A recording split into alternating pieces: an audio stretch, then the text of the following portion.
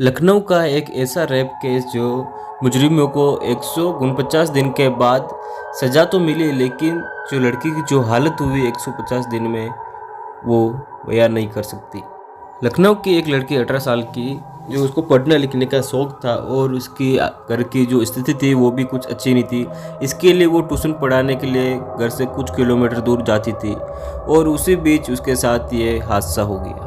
तो दिन था 15 अक्टूबर 2022 का। तो ट्यूशन से करीबन 8 बजे वो निकलती है और निकलने के बाद एक ऑटो में बैठती है।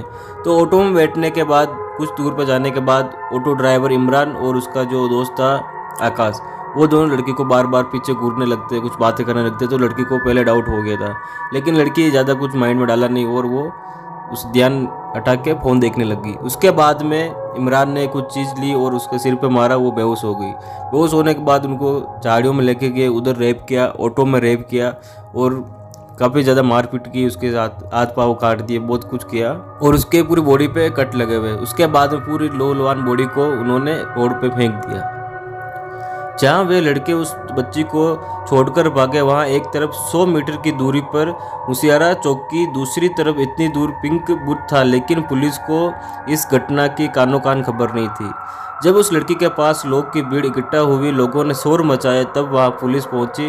अब तक लड़की के घर वाले भी पहुंच चुके थे, लेकिन पुलिस ने लड़की से बात की और पूरी बात जानने के बाद पुलिस उसे हॉस्पिटल ले जाने के बजाय उसको जहाँ पे रेप हुआ वहाँ पे लेके गई। करीबन 11 बजे वहाँ पे लड़की को इधर इधर लेके गए और पुलिस चौकी ले जाके पूछताछ की और लेकिन मेडिकल टेस्ट नहीं हुआ।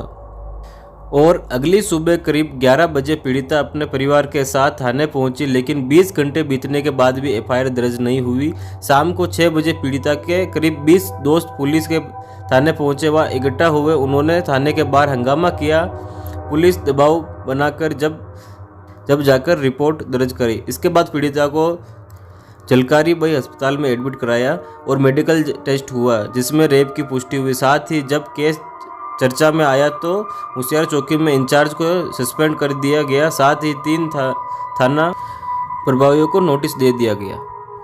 कम उम्र में पूरी जिंदगी कोर्ट के चक्कर काटती हुई बात जाएंगी। लड़की से हमने बात की तो लड़की ने बोला कि 5 महीने पहले लड़की हॉस्पिटल में एडमिट थी, तब हम उससे मिलने गए और उसे लड़की की दोस्त की मदद से उस तक पहुंचे और उसने पूरी बात जानी। लेकिन इस सब में बच्चे की मां भी वहाँ मौजूद थी। वह ही नहीं चाहती थी कि ये केस बाहर आए। अपराधियों को सजा होने के बाद हमने लड़की से पूछताछ की।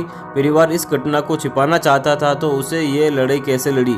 इस पर वह लड़की बताती है कि मेरा परिवार ये बात सिर्फ इसलिए छिपाना चाहता है क्योंकि उन्हें लगता है था कि कम उम्र में ये सब जेल नहीं पाऊंगी। परिवार नहीं चाहता था कि मैं पूरी ज़िंदगी थाने और कोर्ट का चक्कर काटती रहूं, लेकिन मैंने उन्हें समझाया तो वो मेरे साथ देने के लिए तैयार हो गए। वकीलों ने सवाल मुझे ज़िंदगी भर काटते रहेंगे। जी हाँ, लड़की ने बोला कि जो वकीलों ने उसके साथ जो सवाल किए वो सवाल मैं कभी ज़िंदगी में भूल नहीं पाऊंगी।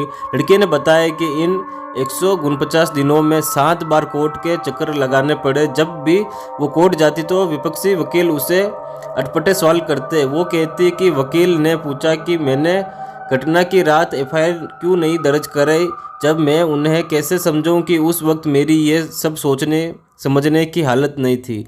साथ ही वकील का ये कहना था कि मैंने उन्हें लड़कों के साथ मॉल में घूमने गई और उसके बाद उनसे पैसे लेकर अपने साथ संबंध बनाने दिए, बाद में रेप का इल्जाम लगा दिया। वो बोली ये सब सुनकर कुछ देर में समझ ही नहीं पाई कि इसका मतलब कि जवाब क्या दूँ। मुझे रेप के वक्त जितनी तकलीफ हुई,